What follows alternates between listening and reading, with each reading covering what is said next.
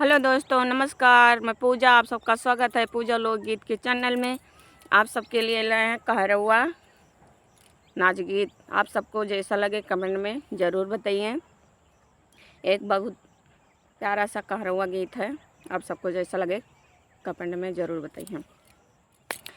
आंधी आवे पानी आवे वसरवा गिरै माटी हो, वसरवा गिरै माटी हो।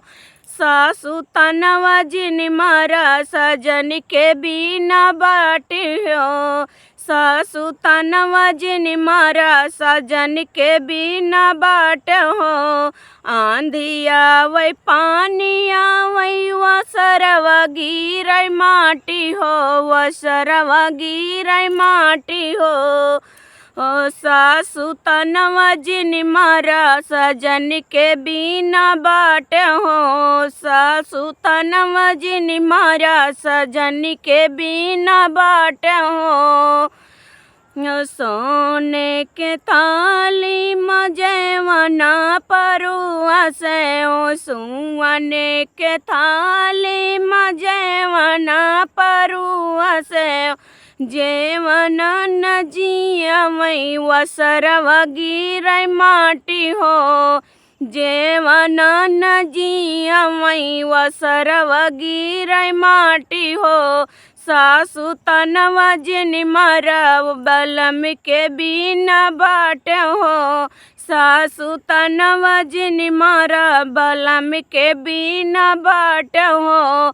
आंधी आवे पानी आवे वसरवा गिरै माटी हो, वसरवा गिरै माटी हो। जठनी तनवा जिन मारा सजन के बिना बाट हो। जठनी तनवा जिन मारा सजन के बिना बाट हो।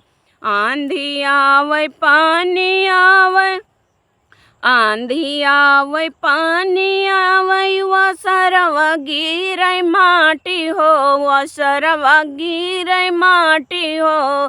जठनी तनवा जिन मारा बलम के बिना बाट हो। जठनी तनवा जिन मारा बलम के बिना बाट हो।